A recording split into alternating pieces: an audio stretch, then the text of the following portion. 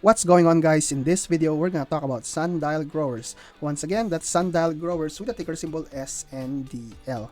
In this video, we're gonna talk about the earnings report of Sundial Growers. Where are they headed to, and are we gonna see improvement in the future for Sundial Growers?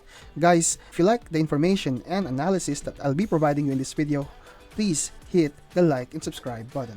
Let's get going. So guys, Sundial Growers, by the time of this recording, closed at the price of 0.5275. It's up 5.35% during the trading hours, and it's still up 1.38% in the after hours. As you can see, guys, this specific security has a hold based on two analysts. This specific stock has a 5-day performance of 1.44%, a 1-month performance of negative 34.98%, and a 3-month performance of 22.22%.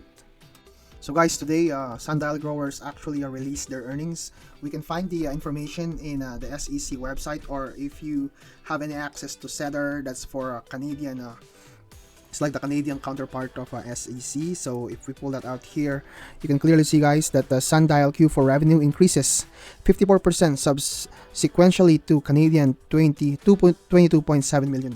This earnings report was released on after hours, so we'll try to read along what's inside the earnings report.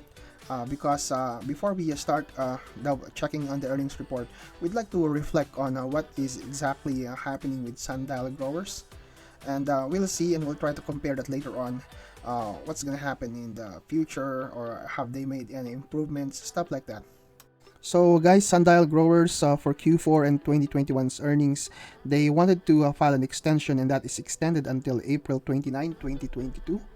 And on the same year, Sundial Growers completed the acquisition of Alcana, which was completed on March 31st of 2022. And the acquisition of Spirit Leaf last year, that was completed on July 20, 2021. So there's a lot of things going on right now as far as Sundial Growers is concerned. It says here, U.S. House passes the MORE, which is Marijuana Opportunity Reinvestment and Expungement Act, which is a vote of 220 to 204. So we are expecting, there's a chance for marijuana to be legalized all over US. So that's something that we need to look on, because if it's legalized, definitely Sundial Growers will soar. So we have seen that 2 weeks ago, that the Sundial, a lot of marijuana stocks have started soaring because of that news. So some of you might want to ask, what is Alcana? Alcana is one of the largest private sector retailers in North America, and the largest in Canada by number of stores, operating with 171 locations in Alberta and BC.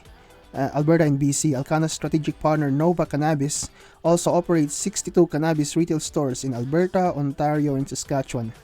Sundial now holds 60% of Nova Cannabis, and Nova Cannabis also has 78 locations. So the challenges that Sundial Growers have is two. One of them is it's still spending more than it's making. So meaning they instead of bringing in more revenue, they are actually spending more money. And of course, the fears of it getting delisted from major exchanges, and they have until August 8th. So if to pursue this, so there means, a Sundial might want to do a reverse stock split, so they could go above $1 as far as stock value is concerned. So those are the things that we might want to look at. What are their plans? What are their guidance? So let's go ahead and double check the earnings report of Sundial Growers, and everybody is waiting for this report. Okay guys, here you go. Sundial Growers reported its financial and operational results for the full year and fourth quarter ended in December 31st, 2021. All financial information in this press release is reported in millions of Canadian dollars and represents results from continuing operations unless otherwise indicated. The company will hold a conference call that will be tomorrow, April 28th. So here are the highlights. Full year and fourth quarter 2021 operational and investment highlights. Net revenue of for 2021 of $56.1 million, a decrease of 8% over the previous year. Guys, I'm just reading this, okay? So if any information is wrong, please let me know in the comments section below. Net revenue for the fourth quarter of 2021 was $22.7 million, an increase of 63% over the fourth quarter of 2020. So it has a subsection that says Cannabis Cultivation and Production. Net revenue for the cultivation and production of cannabis is $40 million for 2021. Like I said a while ago, this is in Canadian dollars. Cannabis retail net revenue for cannabis retail was $16.1 million from the date of acquisition of Inner Spirit Holdings Limited on July 20, 2021. Net revenue for the fourth quarter was $10 million. Gross margin to a loss of $7 million for 2021 compared to a loss of $49.9 million in the previous year due to a lower inventory impairment provision. Net loss from continuing operation of $230.2 million for the full year of 2021 compared to a $206.3 million in a loss in the previous year.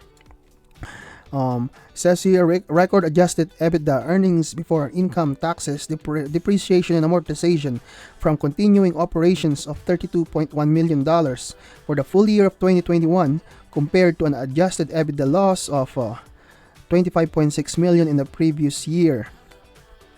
So these are the highlights. This 2021 investment and fee revenue of $13.1 million, $32.9 million in share of profit from equity accounted in investees and net unrealized losses and marketable securities of $44.5 million.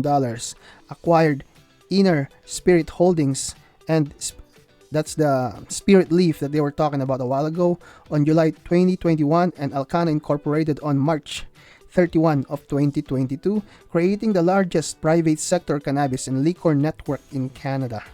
So it also says here that gross retail revenue from July 20, 2021 to December 31, 2021 was $16.1 million.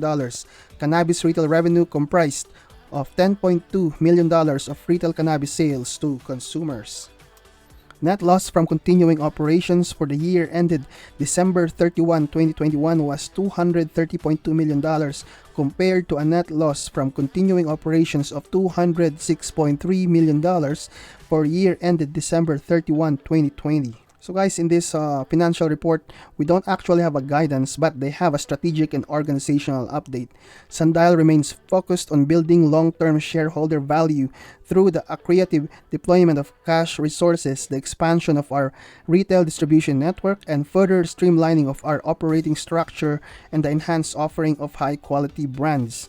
So it says here, moving forward, the company will report its financial results under 4 segments: cannabis production and cultivation, cannabis retail, liquor retail, and investments. So guys, final piece, it says here, liquidity position, asset value per share at December 31, 2021, including cash, loans, marketable securities, and olds facility at net book value was approximately $1.4 billion or 0.61 per share. Okay, so that's the approximate value of each share, something like that, guys. So right now, the value of Sundial Growers is 0.5275. So they're saying that, the intrinsic value is somehow 0.61 per share. During the year ended December 31, 2021, the company raised $1.18 billion through a combination of registered direct offerings, warrant exercises, and at-the-market offerings. At December 31, 2021 and April 5, 2022, the company had an unrestricted cash balance of approximately $558.3 million and $377.7 million respectively, and the total common shares outstanding is $2.4 billion. So if some of you are asking how many shares does Sundial Growers have, here you go, $2.4 billion. Also, a while ago, I was discussing if Sundial could be delisted. So it says here, on August 9, 2021, Sundial was notified by NASDAQ that the closing bid price of the company's common shares for the 30 consecutive business day period from June 25, 2021 to August 6, 2021 did not meet the minimum bid price per share requirement of the NASDAQ. Okay, so Sundial will regain compliance with this requirement if at any time prior to August 8. So until August 8, 2022, guys, they have that's their maximum before so within the time range. They need to make sure that they will be at $1. They will be at $1 within 10 days of trading period, something like that.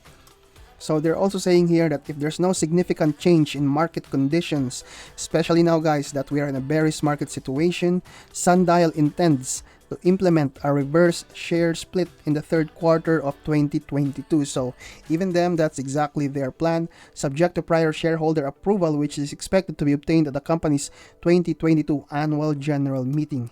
So Sundial's management and board of directors will review opportunities to unlock shareholder value through dividending investee securities to Sundial shareholders. There we go, guys. So that's the summary of the Sundial Growers annual and fourth quarter 2021 financial and operational results.